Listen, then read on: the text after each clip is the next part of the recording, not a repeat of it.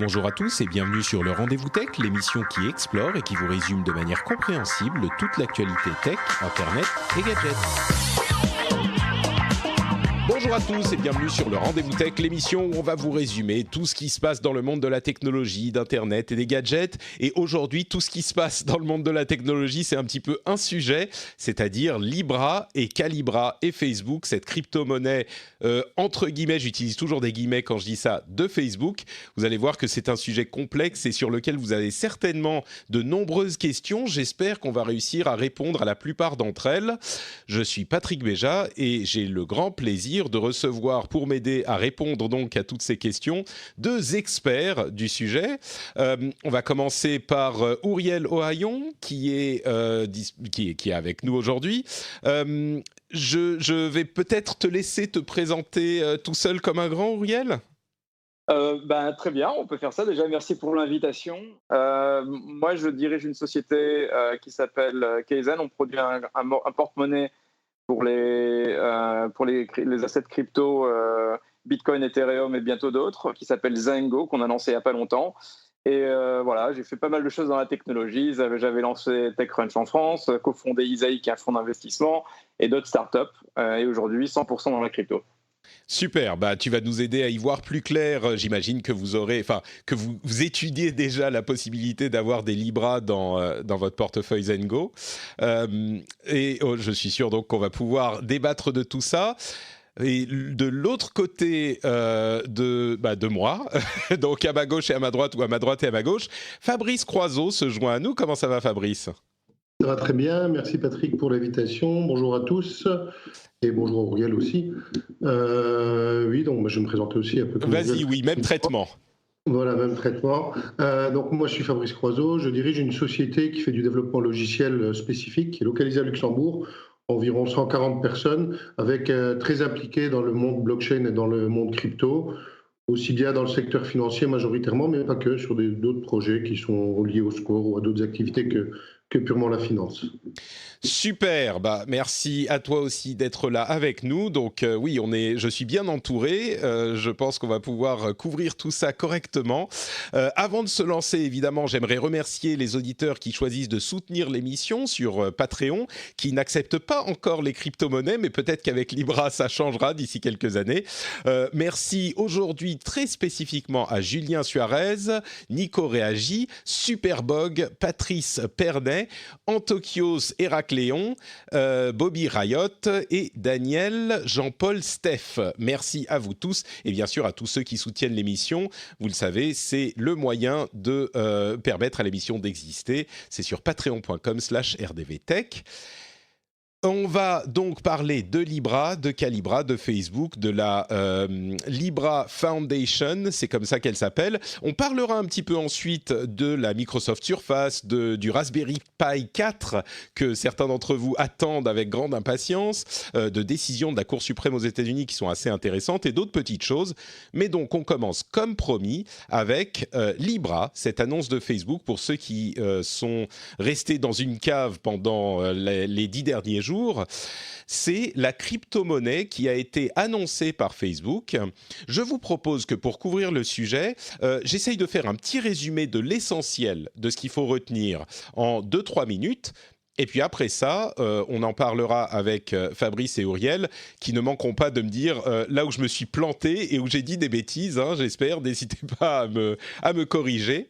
Mais donc, en gros, pour moi, d'une part, la chose à retenir et l'erreur que font beaucoup de gens, c'est que Libra, donc cette crypto-monnaie annoncée par Facebook, est séparée de Facebook. Ça n'est pas la crypto-monnaie de Facebook qui en fait une sorte d'État souverain, comme certains le craignent ou le comprennent.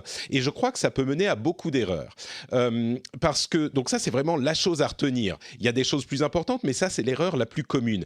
Parce que Facebook a conçu, à partir de technologies existantes, les bases de cette crypto-monnaie. mais ils l'ont vraiment complètement séparé. Ils ont créé une entité différente. La manière dont j'illustre la chose, c'est que c'est la suivante. Imaginez quelqu'un qui ait l'idée d'un outil pour faire du feu ou qui ait l'idée de concevoir une roue. Eh ben, cette personne ou ce groupe va concevoir cet outil et ensuite le livrer au monde.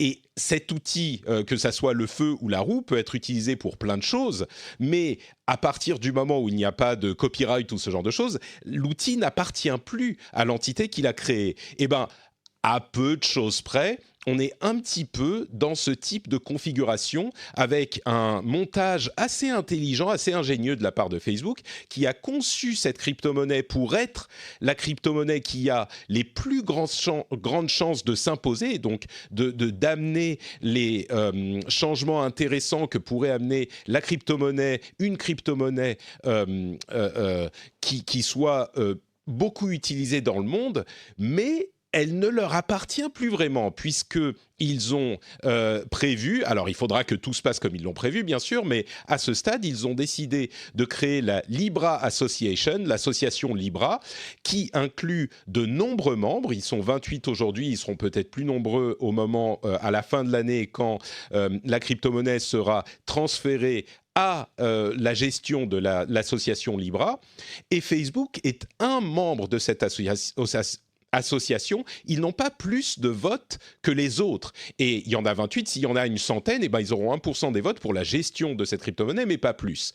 Donc ça, c'est très important à retenir.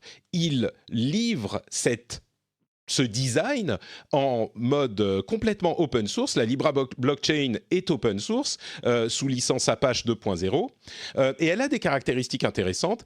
Elle est conçue pour être très stable, c'est-à-dire qu'elle est adossée à des monnaies existantes et à d'autres valeurs financières. Alors, elle est adossée à notamment quatre monnaies existantes, le dollar, l'euro, le yen, et une quatrième, c'est peut-être la livre. Et donc, ils ont un portefeuille de monnaie et d'autres valeurs qui font que la monnaie est stabilisée. Ils veulent éviter autant que possible la spéculation sur cette monnaie. C'est pas du tout une monnaie spéculative. Un Libra, quand on l'achète, vaudra plus ou moins à peu près autant que quand on le vendra.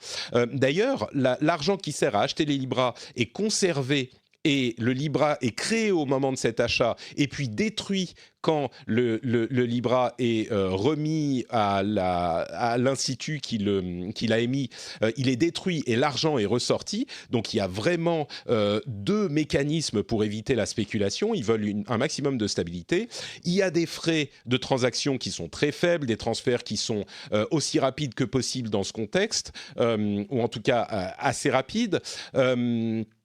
Et donc ça, c'est le système en gros résumé, qu'a conçu Facebook. Et encore une fois, j'insiste, il livre ce système à la communauté qui est constituée d'acteurs qui, bien sûr, ont besoin d'avoir une certaine somme. Il y a 10 millions pour faire partie de l'association à mettre dans le pot commun, on va dire. Et puis, il faut avoir des capacités de calcul qui ne sont pas incroyables, mais qui sont existantes. Et n'importe qui peut les rejoindre. Il serait pas... Alors, il y a une image qui est assez négative de Facebook, donc il n'est pas impossible que certains soient refroidis, mais il ne serait pas impossible que d'autres acteurs, Google, Apple, peut-être même des États, se joignent à cette association. En tout cas, elle est ouverte. À côté de ça, il y a Calibra. Alors, qu'est-ce que c'est Calibra ? Calibra est une société qui a été créée par Facebook, qui est une société qui appartient à Facebook et qui va gérer les opérations que va faire Facebook avec sa crypto-monnaie Libra, avec cette crypto-monnaie Libra. Alors, ils vont commencer avec un portefeuille. Il y a plein de caractéristiques, mais par exemple, la Libra, ça ne sera pas anonyme, il y a des protections contre le vol, etc. Mais Calibra, c'est juste une implémentation de Libra, et l'implémentation qu'utilisera Facebook. On peut tout à fait imaginer que à terme, Facebook l'intègre dans ses applications, Facebook elle-même, WhatsApp ou d'autres même, pour faciliter les transactions dans ces contextes. Mais Calibra est différent de Libra, Facebook est différent de Libra. Libra est vraiment un truc qu'ils ont créé et livré au monde avec une très petite influence sur son devenir, en tout cas quand la livraison sera terminée, on va dire. Voilà pour mon petit résumé. Je vais me tourner vers Ouriel pour la première question déjà. Est-ce que j'ai dit des grosses bêtises dans mon résumé ou pas ? Alors bravo, c'est très précis ce que tu as dit, plus que relativement. Je suis agréablement surpris parce que c'est vrai qu'il y a beaucoup de choses imprécises qui ont été écrites, qui ont été répétées dans les médias sur ce projet. Et je pense que tu as souligné tous les points fondamentaux. On peut rentrer dans le détail maintenant. Mais bravo, c'est une bonne super, présentation. merci. J'ai le sceau d'approbation d'Auriel Oyon, ça fait plaisir. J'imagine que, au-delà de la description, qu'est-ce que tu penses de cette implémentation ? Est-ce qu'elle est intelligente ? Est-ce qu'il y a des choses qui t'ont surpris ? Est-ce que tu y vois des failles auxquelles il faudrait faire attention ? D'un point de vue technique, mais sans forcément entrer dans les détails, ton appréciation de spécialiste, c'est quoi sur l'aspect technique de Libra ? Est-ce que ça tient la route ? Alors, avant de rentrer dans ces détails, premièrement, je pense qu'il faut souligner une chose. Je pense que c'est l'un des événements les plus importants dans l'industrie de la crypto depuis la naissance de Bitcoin et d'Ethereum. C'est un véritable tremblement de terre parce que c'est la première fois qu'une société majeure fait un pas aussi important dans cette industrie. C'est quelque chose que beaucoup avaient attendu. Enfin, on ne savait pas si ça allait venir de Facebook ou de quelqu'un d'autre, mais c'est la première fois qu'une société d'une telle importance investit de tels moyens, et l'investissement est pas mineur. C'est des centaines de personnes qui travaillent dans ce projet. On ne connaît pas exactement les montants investis, mais c'est probablement des centaines de millions de dollars à ce jour, sur un projet directement connecté à l'industrie de la crypto-monnaie. Et donc, je pense qu'il faut déjà faire une pause sur l'importance de ce projet-là. C'est pas pour rien que tout le monde en parle, c'est pas pour rien que c'est la news du moment. C'est probablement un des points milestone dans l'industrie depuis la naissance de Bitcoin et d'Ethereum.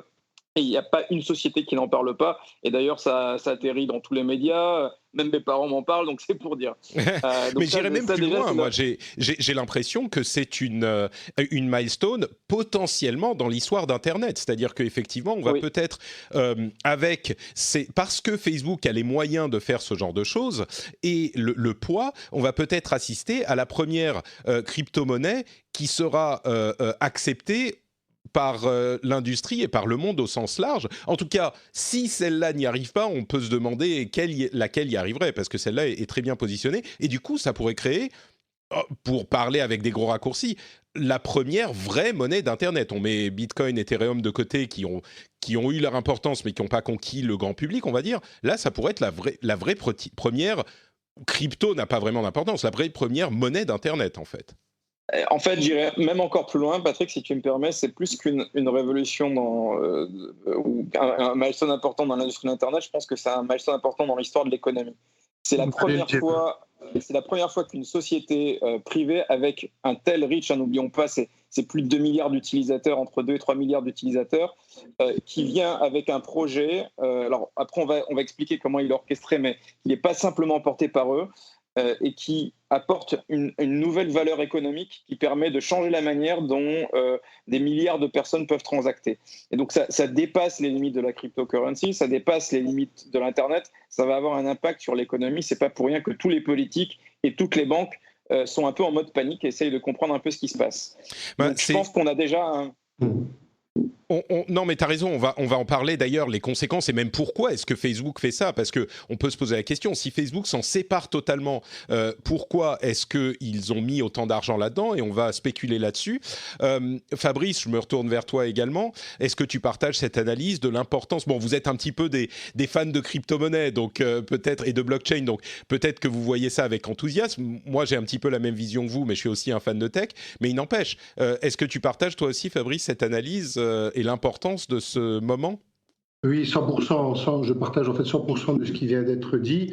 Et l'impact sera sur les cryptos, sur le monde des cryptos, sur le monde de l'Internet et aussi, de mon point de vue, sur le secteur financier. Parce que quand on regarde la promesse non pas des cryptos, mais de la technologie blockchain, le secteur financier est potentiellement le tout premier secteur qui peut être impacté.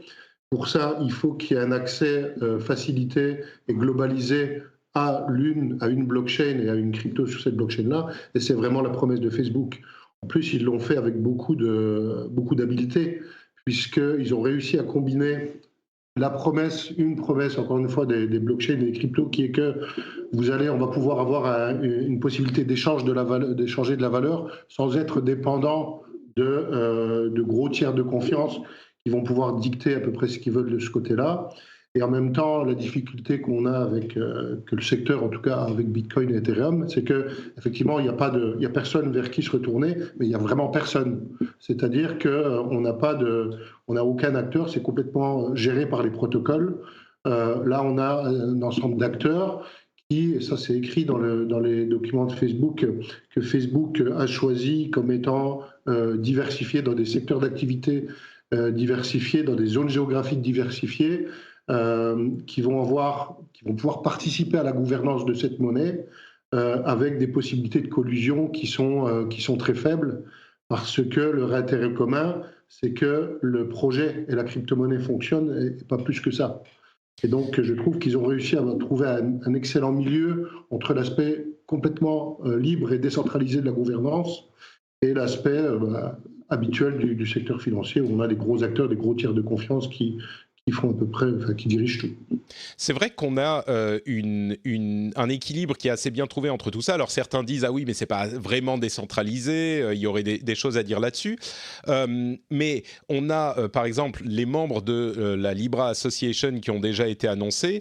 Alors il n'y a pas de grandes banques, mais il y a des acteurs du monde des crypto-monnaies, il y a des sociétés de crédit comme Mastercard et Visa, il y a eBay, il y a PayPal, mais il y a même des organisations non gouvernementales. Il y a Kiva par exemple qui fait du micro-prêt dans les pays en voie de développement, que j'ai utilisé pendant longtemps pour faire justement des micro-prêts, qui est une société une organisation qui est très connue. Il y a plein de sociétés. Et 16Z, il y a Andreessen Horowitz et 16Z. Oui, donc des investisseurs également. Les investisseurs, je dirais, eux, à la limite, ils mettent 10 millions. C'est un petit peu l'argent qu'ils avaient dans la poche. C'est pour pas rater le train au cas où ça décolle. Mais oui, ils s'y intéressent aussi.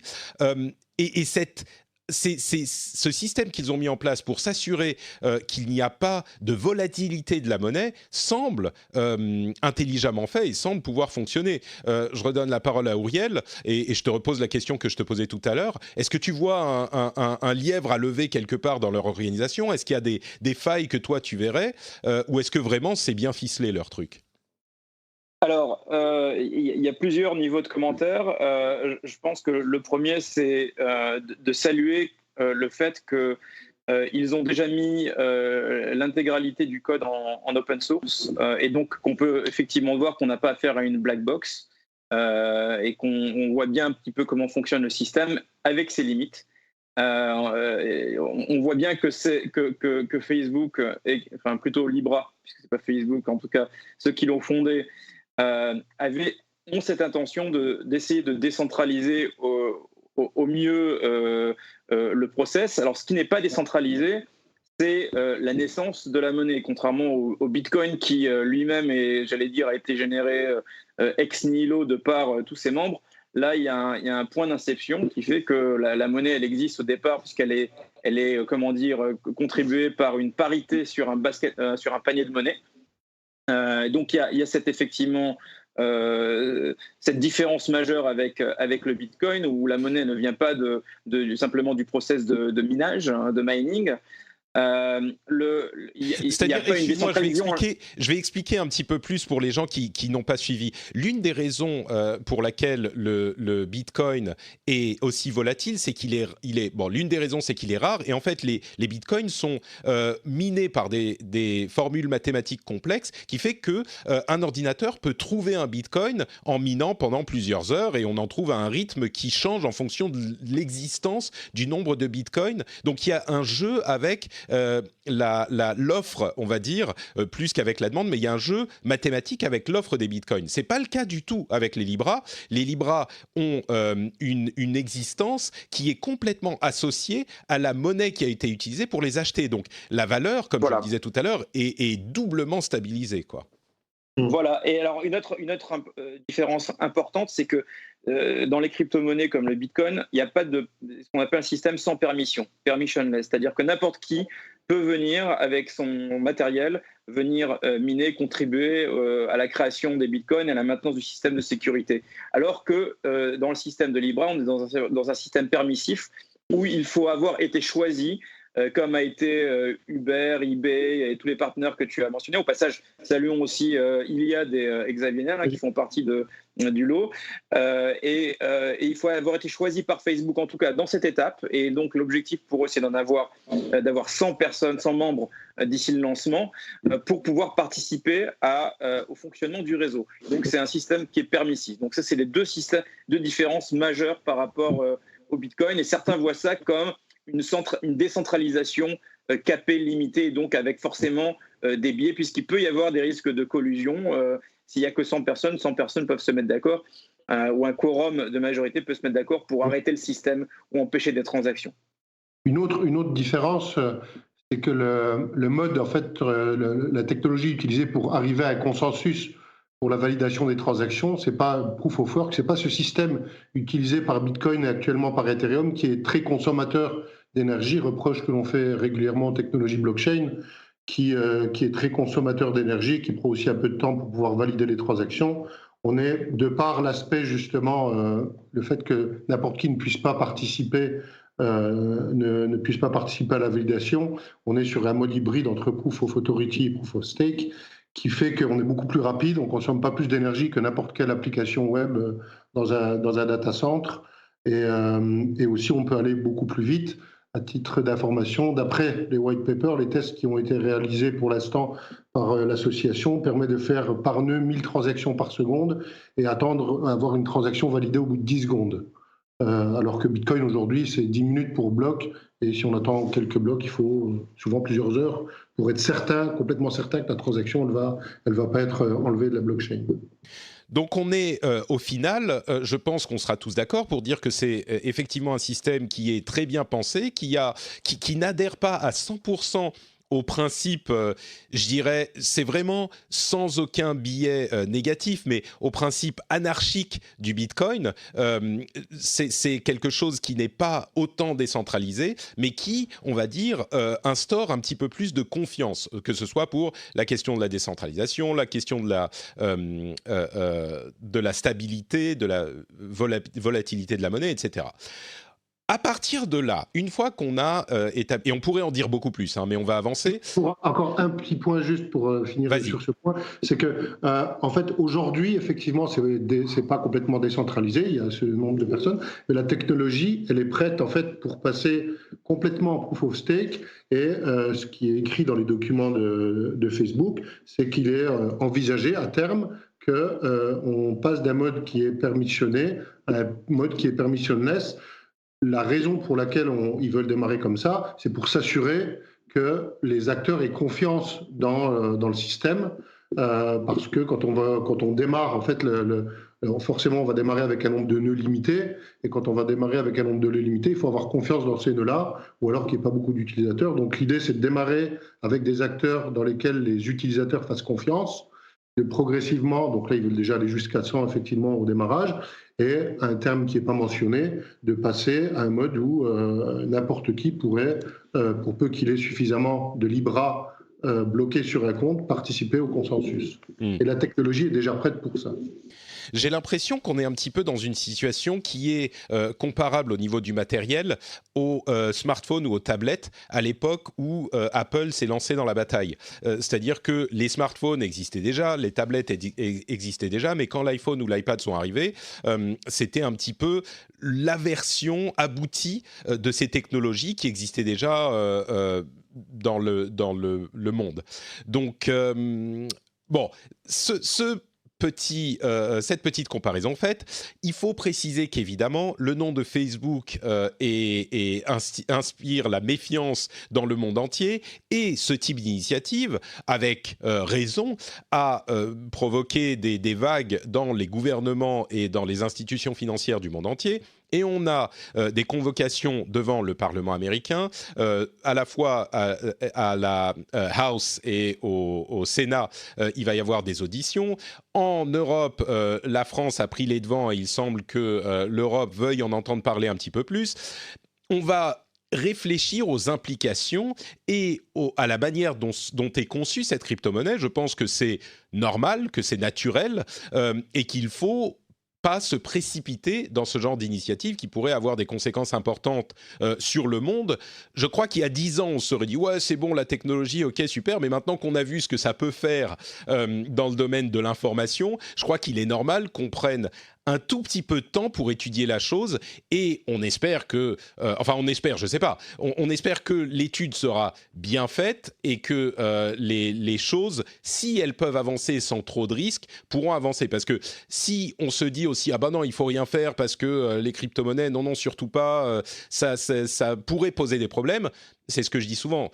Oui, il y a des choses, il y a des problèmes qui sont posés par certaines choses, mais si on part du principe qu'il faut rien faire parce que ça pourrait poser des problèmes, à ce moment, on fait plus rien et le monde est figé. Donc ça c'est à mon sens le plus gros problème. Tout ça pour dire que les États vont y jeter un coup d'œil. J'espère que les membres de la communauté des crypto-monnaies, enfin je sais qu'ils sont déjà en train d'y jeter des coups d'œil, que les lièvres potentiels seront levés. Ça a l'air assez bien ficelé. Ça nous amène à la question, si effectivement Facebook se sépare de Libra et l'a simplement conçu, pourquoi est-ce qu'ils se sont jetés dans la bataille? Et puis peut-être même au-delà de Facebook, quel intérêt ça pourrait avoir? Mais quel est l'intérêt pour Facebook?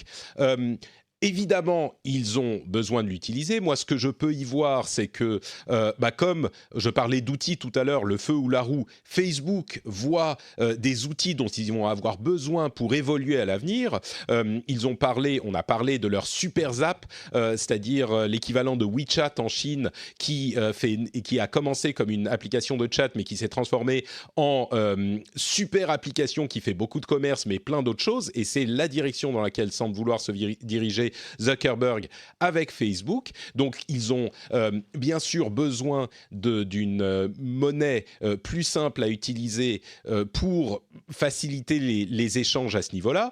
Il faut noter quand même que l'utilisation que fera Facebook de Libra, les problématiques que ça pourrait poser ne sont pas différentes des problématiques que pourrait poser n'importe quelle autre monnaie. Si Facebook se lançait à corps perdu dans le commerce et qu'ils utilisaient des euros ou des dollars, les problématiques qu'on pourrait avoir de Facebook va suivre nos achats et suivre nos habitudes et avoir encore plus de données sur nous, ça serait vrai, mais ça serait vrai avec Libra ou avec autre chose. Un des avantages assez clairs auxquels certains ne pensent pas quand on parle de crypto-monnaie et notamment de Libra, dont les frais de transaction seront très faibles, c'est la bancarisation, excusez-moi le barbarisme, mais la bancarisation des personnes dans le monde qui n'ont pas de compte en banque. On pense aux pays en voie de développement, on pense à l'Afrique notamment. Si on suit un petit peu l'Afrique, il est impossible de ne pas avoir entendu parler de M-Pesa notamment, qui est un système de paiement mobile en Afrique de l'Est, si je ne m'abuse.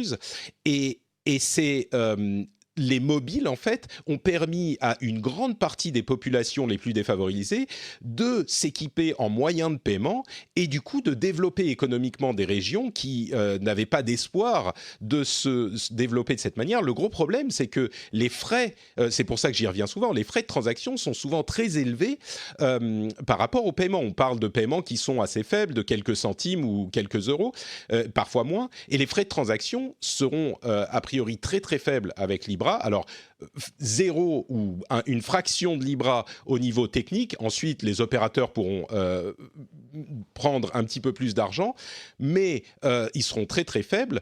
Et pour des opérations avec des sommes aussi basses, et peut-être que c'est ça qui intéresse Facebook aussi, elles seront rendues possibles. Là où avec des cartes bleues, on a des pourcentages qui sont tellement élevés que c'est pas forcément possible. D'ailleurs, je suis sûr que si vous allez parler à n'importe lequel de vos commerçants de quartier et que vous leur demandez est-ce que vous préférez être payé en liquide ou par carte bleue, ils vont vous dire en liquide, pas forcément parce qu'ils peuvent faire passer ça sous le bureau et être un petit peu discret avec, pas que ça, mais les cartes bleues prennent, je sais plus, 3, enfin entre 1, 2, 3 et 5. Moi, par exemple, sur Patreon, j'ai 7% de frais de paiement sur tout ce que j'encaisse. Alors, si vous pouvez me dire, bah oui, on passe de 7 à 3 ou 2%, ça veut dire que immédiatement, du jour au lendemain, je gagne, moi, 5% de plus. Et alors moi, c'est pas si important, mais tous les commerçants du monde, si on leur dit vous gagnez 5% de plus demain, tout de suite, simplement en utilisant des Libra, je pense qu'ils vont tous être séduits. Et c'est tout ça pour dire que les frais de transaction sont très élevés. Évidemment, ça nous impacte ici. Ça impacte également dans les pays qui ont des économies moins, on va dire, dynamiques qu'ici et dans les pays en voie de développement notamment.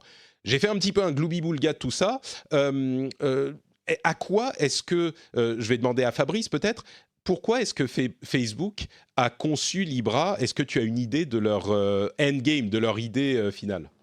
Alors, moi, je pense, ça c'est vraiment personnel, mais j'ai la conviction que Facebook et Zuckerberg en particulier, en fait, quand il a conçu Facebook au départ, c'était pas pour faire le Facebook d'aujourd'hui, il n'avait pas cette vision-là. Il avait vraiment une volonté de démocratiser la communication entre les personnes, d'abord les étudiants, etc. On va pas faire l'histoire, vous la connaissez. Je pense qu'à la base, il y a cette volonté aussi, et cette capacité en plus à le faire, à démocratiser l'échange de valeurs.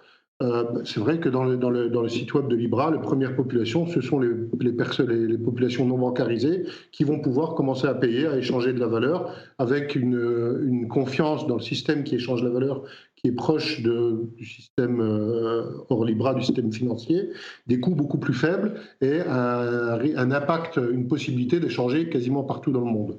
Je pense que c'est un des fondamentaux qui a fait, et c'est aussi une des promesses des cryptos d'ailleurs, enfin des blockchains plus précisément, et des cryptos sur blockchain, et je pense qu'ils ont vu qu'ils avaient la capacité de le faire rapidement. C'est donc probablement le point de départ. Évidemment que tout de suite et assez rapidement, on voit l'intérêt pour quelqu'un comme Facebook qui aura complètement rendu une commodité l'accès au compte finalement. Parce qu'il y a deux types de populations pour moi qui n'ont pas de compte. C'est effectivement les pays émergents, et il y a aussi les jeunes qui n'ont pas encore de compte. Et tous ces jeunes-là, ils sont très présents sur les réseaux sociaux, moins sur Facebook, mais ils restent très présents sur Instagram, sur WhatsApp. Ça les emmerde d'aller à la banque. Ils ne veulent pas aller à la banque avant d'être obligés. Donc, pourquoi? Pour acheter la maison, pour avoir un prêt. Mais avant, en fait, s'ils pouvaient faire toutes leurs transactions financières sans aller voir un banquier, je pense que beaucoup le feraient. Et dans les deux catégories de population qui peuvent assez vite basculer pour faire le plus grande partie possible de leur échange en Libra, il y a les populations non bancarisées, ceux qui ont accès à Facebook, et les jeunes, les tout jeunes, en fait, qui vont pouvoir éventuellement acheter dans un commerce. La question que je me pose et qui va être importante, c'est on a Visa et Mastercard dans le consortium. Est-ce que tout de suite, très rapidement, ils vont proposer des cartes bancaires qui permettent de payer en Libra? Quelles sont les étapes et est-ce qu'ils vont le faire tout de suite? Ça sera aussi un des éléments qui va changer un peu la donne. Il faut quand même, j'imagine, là on est un petit peu dans l'expectative, mais les opérations financières vont être régulées, en tout cas dans nos pays occidentaux, vont être régulées plus ou moins de la même manière que celle des banques, parce que de fait, certains de ces opérateurs de Libra vont se retrouver à jouer le rôle de banque. Peut-être que ça sera des banques nouvelle génération, des banques vraiment Internet décentralisées, comme on peut nous les promettre, qui feraient évoluer ce vieux monde, mais il y aura quand même des garde-fous, j'imagine. Je voulais préciser à ce stade, j'ai fait un sondage avec les patriotes, j'ai demandé une question très simple, est-ce que Libra vous inquiète ? Et moi, je m'attendais à recevoir des réponses quand même assez négatives, enfin, ou plutôt oui, assez positives. Oui, Libra nous inquiète. Et en fait, on a eu moins d'un tiers des personnes qui ont répondu qui ont dit oui, Libra m'inquiète. Et l'immense majorité a dit non, non, je ne suis pas inquiet. Ce qui m'a surpris, peut-être que les gens qui s'intéressent un petit peu à la tech et qui sont patriotes savent comprendre un petit peu mieux ce qui se passe derrière tout ça. Et je pense que d'une manière générale, il ne faut pas forcément être super inquiet de Libra, pas plus de Libra que d'autres choses, mais quand même, Ouriel, c'est un groupe de sociétés qui sont à la tête d'une association qui va gérer une monnaie qui pourrait devenir la monnaie de l'Internet et peut-être la monnaie universelle du monde. Il y a Facebook derrière, dont on sait qu'ils ont quand même fait, si on veut leur donner le bénéfice du doute, des erreurs assez substantielles avec l'information et nos données. Il y a quand même, même si dans l'ensemble Libra ne nous inquiète pas, il y a quand même des raisons d'être vigilant, non ? Je te pose la question, Ouriel, mais mêlé avec à quoi est-ce que ça va servir à Facebook, mais c'est pas complètement tout blanc, cette histoire non plus. Clairement, Facebook démarre avec un énorme handicap et un extrêmement mauvais timing. Beaucoup de scandales liés et qu'on découvre tous les jours, des nouveaux, avec ce qui s'est passé sur nos informations. Donc on dit qu'est-ce qui peut se passer demain avec notre argent si décidément c'est eux qui vont aussi gérer notre argent. Sauf que, et tu l'as précisé dès le départ, c'est très important de se rappeler que c'est un projet qui est démarré par Facebook, mais qui n'appartient pas à Facebook. Et donc, ce qu'il faut essayer, c'est de découpler, de décorréler la nature, la vie du projet de celui qui l'initie, d'une part. Par ailleurs, il y a une autre société qui s'appelle Calibra, qui, elle, sera un porte-monnaie, on peut dire une banque quelque part, qui va être opérée, elle, par Libra, filiale à 100% de Facebook. Donc là, il faudra voir comment cette société opère, quel type de données sont utilisées, comment elles sont données, etc. Ce qu'il ne faut pas oublier, c'est que Calibra va être clairement régulé, probablement très fortement régulé comme le sont les banques. On sait déjà que pour avoir un compte sur Calibra, il faudra s'identifier avec une pièce d'identité gouvernementale qui sera probablement screenée. Il y aura probablement des contrôles antifraude, il y aura probablement des audits, il y aura probablement de la sécurité, de la compliance dans tous les sens, des audits réguliers faits à tous les niveaux, y compris fédéral, et dans tous les États où ils seront présents. Donc, je ne pense pas qu'ils vont avoir liberté d'opérer dans ce domaine-là comme ça l'a été le cas dans le domaine de l'information. Quant à l'association, elle va être décentralisée, même si elle n'est pas absolument décentralisée, donc elle n'est pas détenue et opérée à 100% par Facebook, loin de là, et donc le risque il est beaucoup moindre. Quant aux motivations de Facebook, je pense qu'il est animé par deux sujets. Le premier, c'est une mission qui est, je pense, à la fois noble et importante, c'est lui d'effectivement fournir un système financier inclusif à tous ceux qui n'en ont pas la possibilité. On a parlé des gens qui ne sont pas bancarisés, mais il ne faut pas oublier aussi que même aux États-Unis, il y a presque 20% des gens qui n'ont pas accès à un compte bancaire pour des raisons de credit score, de score de crédit, pour des raisons d'âge aussi, on a parlé des mineurs. Et donc, il y a un enjeu aussi local pour Facebook. Oui, mais est-ce que dans ce cas-là, est-ce qu'ils ne seraient pas soumis aux mêmes règles ? Les gens, on parle des jeunes, c'est la deuxième fois, on ne va pas donner des Libras à un enfant de 13 ans si c'est équivalent à un compte en banque. Donc, évidemment. Pardon, je t'ai coupé. Vas-y, Ouriel, vas-y. Il y aura des contraintes, il y aura des limites. Je pense que les comptes seront limités par un certain type de dépôt. Mais on donne bien aujourd'hui du cash aux enfants. Il n'y a pas de loi qui empêche de donner du cash aux enfants. Et on peut très bien imaginer un système où le compte sera capé. On ne sait pas encore tous les détails, mais peut-être jusqu'à un certain âge, on aura le droit d'avoir un compte sur un montant délimité. Ce que je voulais dire sur les motivations de Facebook, c'est une motivation économique. C'est-à-dire qu'évidemment, ils font pas ça de manière désintéressée. Il y a deux niveaux. Le premier, il semble assez évident que Facebook est absolument dominateur sur les réseaux sociaux et l'information. Et leur marge de progrès pour aller beaucoup plus loin est, on peut dire, quelque part limitée. Ils ont déjà pratiquement tous les gens qui ont de l'Internet. C'est difficile pour eux d'imaginer un facteur de x10. Donc, quand on a déjà l'information, qu'est-ce qui reste ? Il reste la monnaie. Il reste l'information monétaire, j'allais dire, un secteur dans lequel ils ne sont pas présents. Ils ont déjà essayé dans le passé avec des intégrations de l'euro, du dollar, ça n'a pas forcément marché. Mais là, ils font un pari osé en essayant d'être un opérateur de monnaie, alors en association avec d'autres.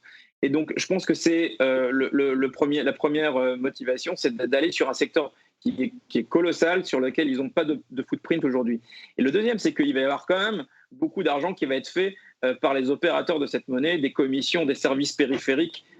Calibra, qui sera a priori une banque, on ne sait pas encore quel est le modèle de cette banque, mais il y aura forcément des commissions à droite et à gauche. Et donc, on voit très bien que c'est un système qui va permettre à Facebook de diversifier son revenu, qui est dépendant aujourd'hui essentiellement de la publicité, et qui va demain être dépendant plus des transactions économiques.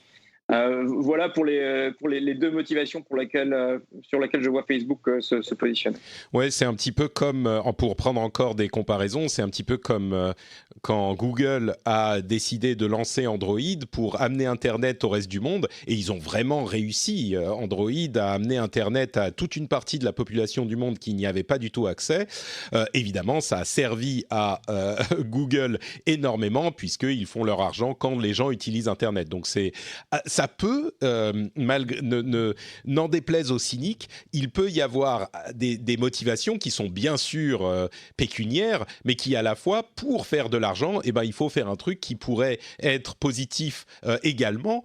Il n'empêche, j'ai vu cette préoccupation exprimée, et je pense qu'elle n'est pas illégitime, l'idée que l'association Libra sera gérée par, on va dire, en gros, des intérêts financiers et pas des intérêts étatiques. Généralement, une monnaie, derrière, il y a un État. Alors, il peut y avoir des États qui sont plus ou moins bien intentionnés, mais généralement, ce sont des États qui assurent le fonctionnement et la stabilité de la monnaie. Là, on va avoir des sociétés. Vous êtes tous les deux des entrepreneurs et des capitalistes invétérés. Est-ce qu'il n'y a pas quand même une petite préoccupation à avoir là derrière cette idée, c'est presque de la philosophie, cette idée que c'est des sociétés qui vont gérer l'association Libra plutôt qu'un État? Ou peut-être que des États pourraient rentrer également dans l'association, je ne sais pas si c'est envisageable ou même souhaitable, ou qu'il y ait une supervision d'État, ou je ne sais pas, est-ce que ça ne vous préoccupe pas du tout, Fabrice, peut-être? Non, en fait... Donc déjà, dans le secteur financier normal, il y a beaucoup de sociétés privées qui opèrent beaucoup de choses, qui sont régulées. Là encore, comme l'a dit Auriel, tous les services de type financier vont être régulés comme n'importe quel service financier. Et les règles de régulation, elles vont continuer à être édictées par les gouvernements, par les États, par la communauté européenne. Donc, les contraintes, en fait, vont être les mêmes. La quasi-totalité des contraintes va être les mêmes que pour les États. Il y a effectivement une différence potentiellement, c'est sur la capacité à battre monnaie ou à créer de l'inflation. Au début, maintenant, en fait, et dans tout ce qui est écrit, c'est pas possible, puisque chaque Libra devait être backé par l'équivalent dans une des devises qui fait partie du panier de devises, ou dans des titres qui sont classés AAA, hyper sécurisés. Donc la totalité des réserves en Libra sera backée par des réserves en valeur monétaire normale. Donc Libra a pas c'est pas qu'ils n'ont pas le droit, c'est qu'ils ne prévoient pas de créer de monnaie, ils n'ont pas intérêt, en tout cas à court terme. La question que je me pose en faisant un tout petit peu de finance-fiction, c'est que... J'aime bien finance-fiction, c'est un très bon terme. Finance-fiction, voilà. On a tous entendu parler de la fameuse crise économique qui doit venir dans les mois, années qui viennent, plus importante que celle de 2008, avec une caractéristique assez différente, c'est que pour résoudre les problèmes de 2008, les États ont pu injecter pas mal de monnaie. Et aujourd'hui, vu que les États sont aussi endettés que les privés, voire plus, ils ont pu, manifestement, alors je ne suis pas hyper macroéconomiste, mais ils auraient pu la capacité à injecter suffisamment de monnaie pour résoudre la crise.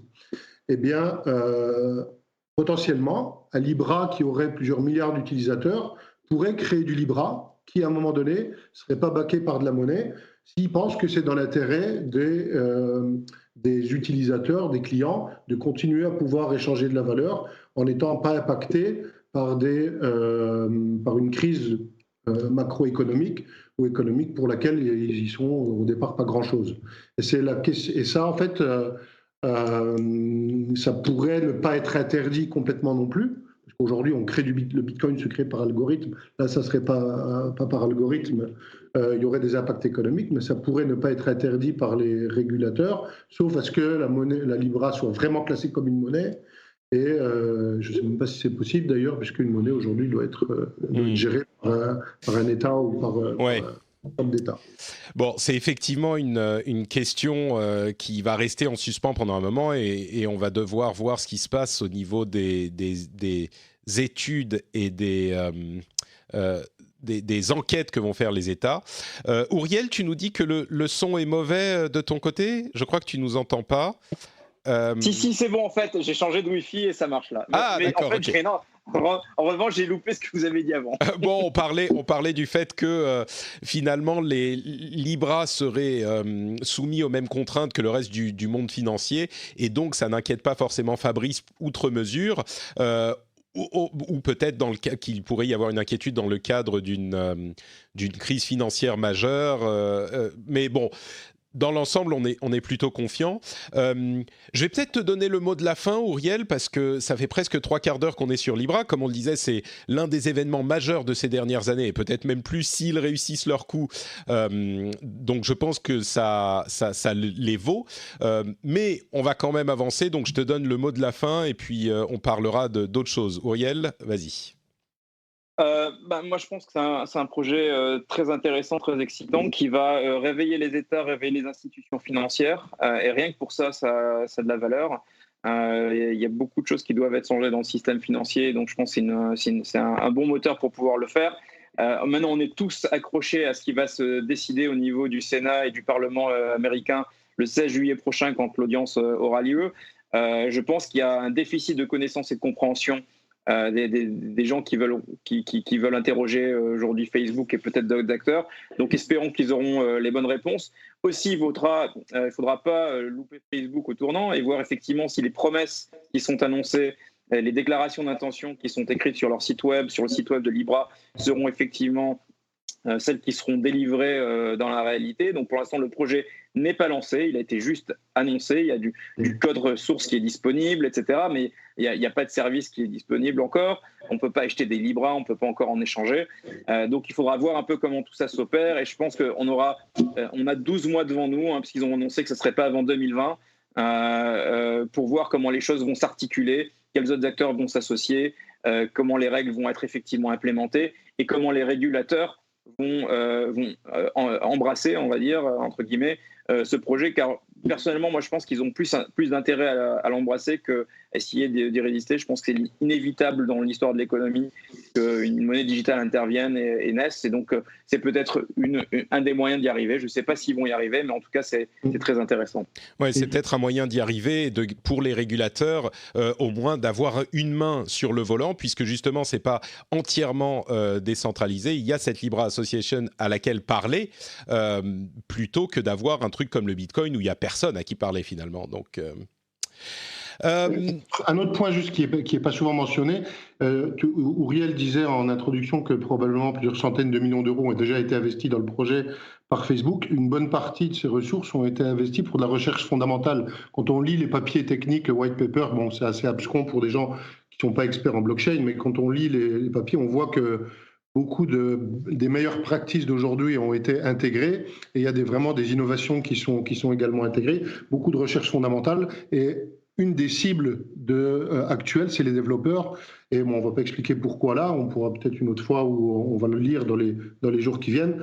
Les développeurs, il y a une attention très très forte envers les futurs développeurs de smart contracts ou de services sur cette blockchain-là qui est présente. Il faut aussi le mentionner. Très bien. Merci à tous les deux. J'espère qu'on a peint un tableau assez complet de toute cette histoire. Et puis, de toute façon, affaire à suivre. On en reparlera dans les mois et peut-être les années à venir. Donc, on reviendra sur le sujet. Je vais faire une toute petite pause pour vous parler du Patreon du Rendez-vous Tech et vous dire que si vous appréciez l'émission, parlez à votre conjoint ou votre conjointe ou à vos parents ou à vos enfants et essayez de leur expliquer, je disais ça il y a quelques semaines, essayez de leur expliquer pourquoi vous ne soutenez pas l'émission. Et si vous ne réussissez pas, c'est mon dernier petit truc pour vous inciter à soutenir le Rendez-vous Tech, si vous ne réussissez pas à leur expliquer pourquoi vous ne voulez pas soutenir le Rendez-vous Tech, peut-être dites-vous, en fait, peut-être qu'il faudrait que je le soutienne. Et vous faites comme Woutakon, qui a laissé un commentaire sur iTunes. Il dit « Le filon tech, une petite perle dans cet océan sonore, les rendez-vous incontournables de la tech, du jeu vidéo et des sujets variés avec d'autres émissions à ne pas oublier, présentés avec passion et quasi-dévotion », je ne sais pas si c'est de la dévotion, mais peut-être toute l'actualité. Il passe pré-mâché et récurgité, mais avec le contexte en plus, quel que soit le sujet. Chapeau, continue comme ça Patrick. Patriote depuis quelques jours et content de l'avoir fait. Ça prend vraiment 30 secondes en effet. Donc faites confiance à Woutakon et faites confiance à vous-même. Si vous n'arrivez pas à expliquer pourquoi vous ne soutenez pas l'émission, eh ben ça prend que 30 secondes. Vous allez sur patreon.com/rdvtech. Le lien est dans les notes de l'émission et vous pouvez soutenir l'émission. Donc merci à tous ceux qui choisissent de le faire. Bon, il nous reste une petite dizaine de minutes avant qu'on ne perde Ouriel, donc on va avancer un petit peu vite sur les sujets suivants. Parlons un instant du Raspberry Pi 4, qui est la nouvelle version de ce mini-ordinateur qui coûte quelques dizaines d'euros. Il y a un nouveau processeur, nouveau coprocesseur graphique qui peut soutenir 2 moniteurs 4K, il y a de l'Internet gigabit, il y a le tout dernier Wi-Fi, enfin le AC, pas le AX, de l'USB 3.0, du Bluetooth 5.0, 1 à 4 gigas de RAM, tout ça pour 30 à 50 euros, on va dire, peut-être un tout petit peu plus. C'est un processeur ARM, donc c'est pas un processeur x86, donc ça va pas faire tourner Windows, encore qu'il y a un Windows sous ARM, j'oublie maintenant, il est en rumeur depuis un moment. Alors, la communauté des fans de Raspberry est super enthousiaste, mais dites-moi, ça sert à quoi un Raspberry Pi, ce petit ordinateur bon marché ? Celui qui veut peut se lancer. Hein. Bah déjà, on parlait tout à l'heure de l'inclusion financière. Là, c'est l'inclusion informatique. C'est l'accès à un ordinateur pour tout le monde à ce prix-là. C'est une machine qui est très décente, qui permet de faire beaucoup de choses. Alors déjà, de l'informatique de base. Évidemment, c'est pas pour faire du traitement vidéo de haute qualité ou la programmation intensive de jeux vidéo. Mais pour tout ce qui est tâches quotidiennes, email, traitement de texte, etc., browsing sur Internet, ça fait déjà le job. Mais on peut l'utiliser pour plein de choses, hein, pour la gestion de la domotique, on peut l'utiliser pour connecter des objets, pour gérer différents types d'objets connectés. C'est pour bidouiller même. C'est un outil de bidouillage, une sorte de Lego informatique qui peut servir à plein de choses de ce type-là, ouais. Comme Media Center aussi. Comme Media Center aussi, oui. Maintenant, avec la 4K qui n'était pas présente avant. Exactement. Donc, on peut transformer sa télé en télé intelligente, on peut transformer sa lampe en lampe intelligente.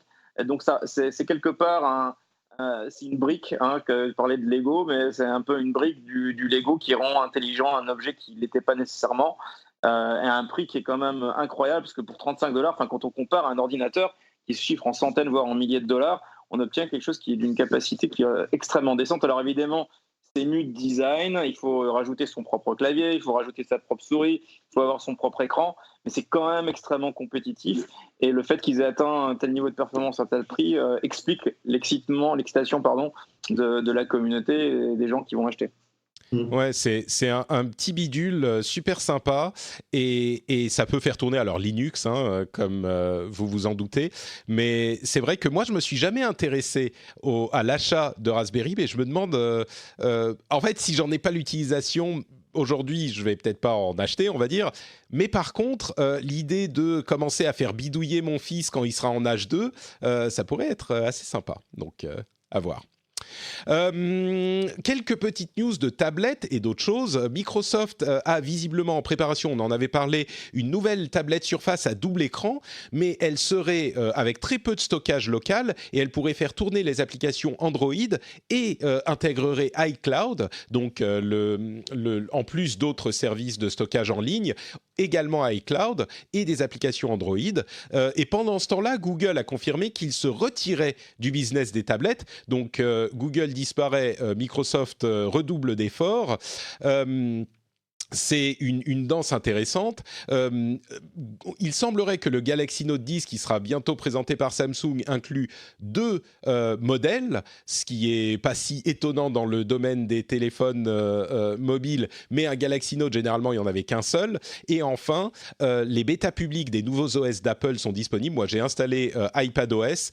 Il plante un petit peu, mais il marche pas trop mal. On vous en parlera sûrement à un moment. Parmi ces quelques nouvelles, est-ce qu'il y en a une qui vous intéresse particulièrement ? J'imagine que la Microsoft Surface à double écran qui fait tourner des applications Android, c'est suffisamment bizarre pour arracher des commentaires, mais s'il y en a d'autres, allez-y.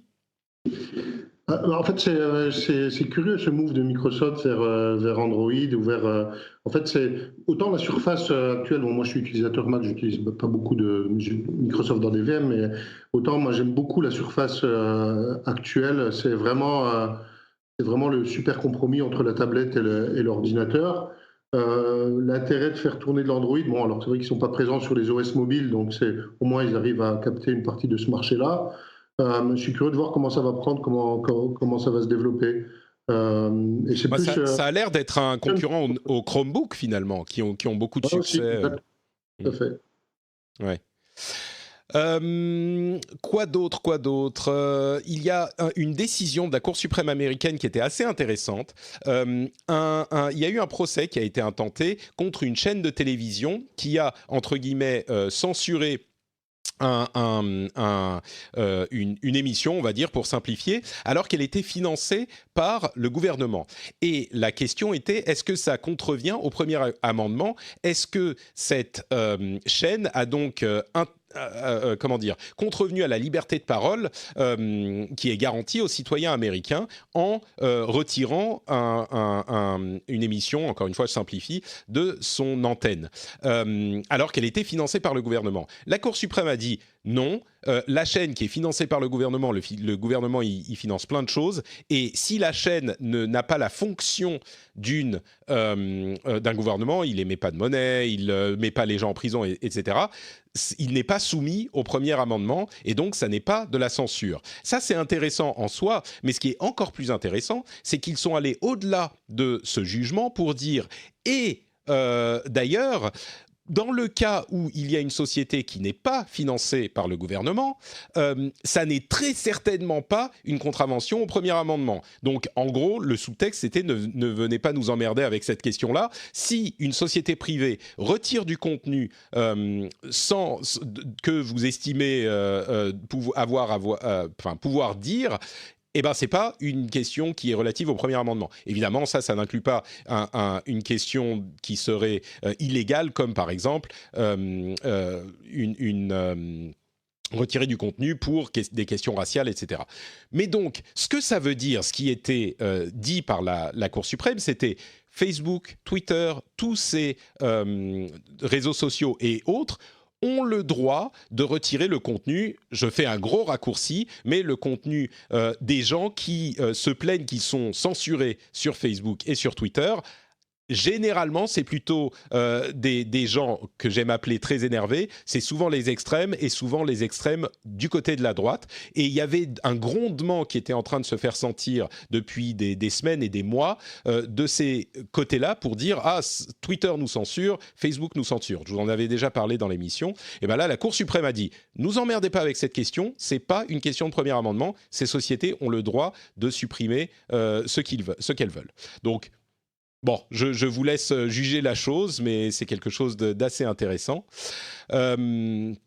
Et les sénateurs du gouvernement américain ont présenté un projet de loi qui imposerait à Google et à d'autres sociétés qui ont des grosses quantités de données de rendre public tous les 3 mois des informations sur ces données, comme notamment, entre autres, la valeur de ces données, la valeur financière de ces données, ce qui est une grosse avancée parce que ça amènerait beaucoup de clarté et de transparence dans la gestion de ces sociétés, et puis surtout ça ferait se rendre compte aux gens qui utilisent ces services la valeur de leurs données. Il n'est pas certain que ça se fasse, c'est encore un projet de loi, et puis il y a la difficulté d'assigner une valeur à un élément de données. C'est quelque chose qui est qu'il faudra peut-être travailler un petit peu, mais ça me semble pas complètement impossible. Et enfin, Telegram a ajouté la possibilité. Juste pour un point en fait de ce côté-là, c'est surtout que la valeur, elle est le fait d'avoir beaucoup de données. Et en fait, avoir des données sur 1 million d'utilisateurs, ça a beaucoup plus de valeur que d'avoir 1 million de fois une donnée qu'on ne pourrait pas recouper. Donc, ce n'est pas évident parce que ma donnée toute seule, elle ne vaut pas grand-chose, mais ma donnée plus celle des 999 999 autres, elle vaut beaucoup. Et ce que tu veux dire, c'est que une donnée toute seule, elle vaut, on va dire, 1 centime, mais une donnée parmi un lot de 1 million, elle va valoir 10 centimes. Exactement. Mais si elle est toute seule, ouais, c'est intéressant, effectivement. Ouais. Si vous voulez, Ouriel, je ne sais pas si tu dois nous quitter. Tu m'avais dit que tu avais juste 1 heure. Si tu dois nous quitter, je te libère, mais tu me dis. Je dois partir dans pas très longtemps, mais s'il y a un dernier sujet sur lequel intervenir, avec plaisir. D'accord, super. Donc, le dernier sujet que je voulais évoquer, allez, on va dire l'avant-dernier, c'était Telegram, cet outil assez bien chiffré, on va dire, de messages privés, qui a ajouté la capacité de créer des groupes par localisation et non plus simplement par invitation à partir de nom ou de numéro de téléphone. Là où c'est intéressant, c'est que Telegram est souvent utilisé pour communiquer. Alors, on peut imaginer que les gens peuvent l'utiliser dans les classes ou, je ne sais pas, dans les concerts ou ce genre de choses, mais aussi peut-être pour organiser des manifestations ou ce genre de choses. Alors, il faudra voir exactement comment ça marche, mais ça pourrait être utilisé pour empêcher la censure, une certaine forme de censure, ou peut-être que ça pourrait être utilisé de cette manière. C'est à voir, mais j'ai trouvé ça intéressant. Et puis enfin, la grosse sortie de cette semaine en jeu vidéo, c'est Harry Potter Wizards Unite, qui est disponible sur iOS et Android. Alors, c'est le dernier jeu de Niantic, qui avait développé Pokémon Go, dont vous vous souvenez certainement, qui avait fait les gros titres pendant quelques temps, il y a quelques années. Alors, ça démarre un petit peu moins fort que Pokémon Go, mais il n'empêche, il y a quand même pas mal de monde qui semble y jouer et qui semble l'apprécier. Donc, si vous voyez cet été des gens qui se baladent et qui jouent aux magiciens de Poudlard, c'est peut-être qu'ils sont en train de jouer avec leur app Harry Potter. Ça vous intéresse, vous, les apps en réalité augmentée? Vous allez vous mettre à jouer à Harry Potter? Auriel, tu cours dans les rues de... Je ne sais pas si tu es à Tel Aviv, non? Pour jouer à Harry Potter? Alors moi, je suis pas un grand fan de Harry Potter, mais mes enfants clairement adorent tout ce qui est réalité augmentée. Ils sont sur Pokémon Go et je pense que c'est une énorme tendance qui va se développer. Quand on regarde ce qu'a annoncé Apple à la dernière WWDC, il y a un gros investissement qui est fait sur la réalité augmentée. Il va y avoir des applications assez dingues qui arrivent. Je ne sais pas si vous aviez vu la démonstration de Minecraft avec le nouveau jeu qui va arriver. Et c'est assez démentiel. Et donc, je pense qu'il y a toute une batterie de jeux qui vont arriver. Harry Potter, c'est certainement l'un d'entre eux, mais il va y en avoir encore beaucoup d'autres. Mais d'ailleurs, Niantic a donné une interview assez intéressante dans laquelle ils expliquaient qu'ils sont en train de développer leur système de réalité augmentée pour le livrer à d'autres développeurs, faire une licence avec d'autres développeurs, justement pour qu'ils puissent construire des jeux en réalité augmentée. Donc oui, je pense que c'est pas le dernier. Il y a d'ailleurs, comme tu disais, Minecraft et d'autres qui sont en train d'arriver. Moi, j'aurais dit, si j'avais pas vu le succès de Pokémon Go, j'aurais dit, mais non, la réalité augmentée, c'est un gadget, ça n'a aucun intérêt, machin truc. Et bon, clairement, Pokémon Go m'a prouvé le contraire, donc je vais rester quoi sur ce sujet? Sur Pokémon Go, la partie réalité augmentée de Pokémon Go était quand même assez ténue, surtout de la géolocalisation. Mais la partie purement réalité augmentée, oui, on pouvait voir son Pokémon au milieu du champ, mais il y avait assez peu de mon point de vue, en tout cas de ce que j'en ai vu, j'ai joué un peu, mais pas énormément. C'était pas vraiment pour moi de la réalité augmentée Pokémon Go. C'est par contre une super utilisation de la géolocalisation et du fait de pouvoir placer des objets quelque part plus proche de géocaching que de réalité augmentée. C'est vrai, mais il y a un attrait de la réalité augmentée qui le rend un petit peu physique, au moins au départ. Après, on le exactement. Peut-être. Mais... Tu as raison. Bon, bah écoutez, je crois que ça nous fait une belle émission qui a tenu dans presque 1 heure, mais où on a couvert beaucoup de choses et surtout Libra, évidemment. J'aimerais vous remercier tous les deux d'avoir été présents. Avant de se quitter, évidemment, je vous propose de nous dire où on peut vous retrouver. Commençons par Ouriel. Où est-ce que tu es sur Internet? Et dis-nous-en un petit peu plus sur Zengo. C'est pas difficile de me trouver parce que je suis un peu partout. Google Ouriel, O-U-R-I-E-L, et puis vous avez plein de liens sur Twitter, @OurielOhaillon, sur Facebook /Ouriel. Zengo, c'est très facile, c'est zengo.com. Donc on a réussi à avoir le .com. Et donc, pour rappel, c'est un porte-monnaie de crypto. Pour l'instant, c'est Bitcoin, Ethereum et bientôt d'autres. Et on l'a lancé il n'y a pas très longtemps. C'est un porte-monnaie très simple à adopter. Je pense que tu as pu le voir peut-être toi-même. Tout à fait, oui. J'ai été surpris. Voilà, je vais être très honnête avec les auditeurs. T'as un petit peu fait le forcing pour que je l'installe. Moi, j'ai dit j'ai pas de crypto-monnaie, machin, et je me suis dit ça va être relou. Il va falloir machin faire le portefeuille, les clés, les trucs, les machins. En fait, c'est effectivement j'avoue, c'est effectivement très simple. T'installes le truc et puis ça y est, tu as ton portefeuille qui est mis en place et il y a les protections pour le cas où tu le perds, etc. Enfin bref, toutes les raisons pour lesquelles j'avais pas fait de trucs de crypto-monnaie avant, ça a l'air d'être résolu avec Zengo, donc bien joué. Vous allez faire Libra du coup, vous y penchez dessus? Alors, on n'a pas d'annonce pour le moment, on est en train d'étudier effectivement leur code parce qu'il est assez atypique. Et il ne fonctionne pas exactement sur la même courbe elliptique, c'est un peu technique, mais que Bitcoin et Ethereum. Donc on essaie de voir si c'est possible, mais on s'intéresse beaucoup. Et si c'est possible et qu'on voit que l'industrie s'y intéresse aussi et que tous les feux verts sont prêts, on fera quelque chose. Ouais, j'imagine que ça va être difficile à éviter, effectivement. Oui. Fabrice, de ton côté, tu es aussi un petit peu spécialisé là-dedans, mais où est-ce qu'on peut te retrouver? Ouriel, si tu dois y aller, vas-y, je sais que tu es très occupé. Merci beaucoup. À bientôt. Merci, ciao Auriel, merci de nous avoir donné un peu de ton temps et à la prochaine. Salut. Moi, j'ai FXZO sur LinkedIn. Attends, vas-y, redis parce que je t'ai un petit peu coupé. Répète. Moi, c'est FXZO sur Twitter principalement, où je partage les news, je partage les nouvelles et les articles sur LinkedIn. On retrouve facilement Fabrice Croiseau, c'est là où je partage le plus d'articles. Sinon, un petit peu de présence sur Facebook, mais très peu. Donc Fabrice Croiseau, FXZO, donc Fabrice Croiseau, vous voyez, vous avez bien compris. Et effectivement, le lien vers ton compte Twitter comme celui d'Ouriel sera dans les notes de l'émission. Pour ma part, c'est NotePatrick sur Twitter, Facebook et Instagram. Et bien sûr, vous le savez, si vous voulez soutenir l'émission, c'est sur patreon.com/rdvtech. Patreon qui n'accepte pas encore les Libra, mais peut-être un jour pour me donner 5% de plus, par exemple. Je plaisantais tout à l'heure. Enfin non, je plaisantais pas, j'étais sérieux, mais je crois vraiment qu'il y a beaucoup de gens qui ne se rendent pas compte. J'ai eu des discussions sur Twitter et sur Patreon, justement, avec le sondage que j'ai fait, beaucoup d'avis très intéressants. Mais je crois qu'il y a plein de gens qui ne se rendent pas compte à quel point les frais bancaires et les frais de carte bleue, spécifiquement, de carte de crédit, sont importants et gênants pour les commerçants avec lesquels on travaille tous les jours. Et ne serait-ce que ça, la modernisation du système bancaire, si elle peut permettre de réduire ces frais, vous vous rendez compte, 7%, rien que pour transférer de l'argent, c'est... alors 7%, c'est ce qui se passe sur Patreon. Je crois que c'est moins sur les terminaux carte bleue, machin. Ça dépend, en fait. C'est un peu moins, mais ça dépend vraiment. Si tu vis avec une carte d'un pays du Nord et pour payer en France, ça va être le commerçant va payer très cher.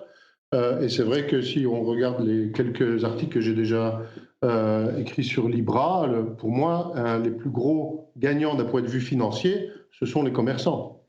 Ouais, qui vont payer quelques centimes. C'est un aspect vraiment qui je crois, est très négligé ou méconnu des gens qui parlent de tous ces sujets. Mais bon, enfin, jusqu'à ce qu'on puisse payer en Libra dans notre café du coin, je crois qu'il y a quelques étapes à franchir. On n'y est pas encore. Mais bon, bref, en Libra ou en dollars, vous pouvez payer. Non, en dollars, vous pouvez payer sur patreon.com/rdvtech. Ça prend 30 secondes et c'est un super moyen pour soutenir l'émission. N'hésitez pas à aller y jeter un petit coup d'œil si vous ne savez pas pourquoi vous ne la soutenez pas déjà. En tout cas, on vous remercie tous de nous avoir écoutés et on vous fait de grosses bises. On vous donne rendez-vous dans une toute petite semaine pour un nouvel épisode. Ciao à tous!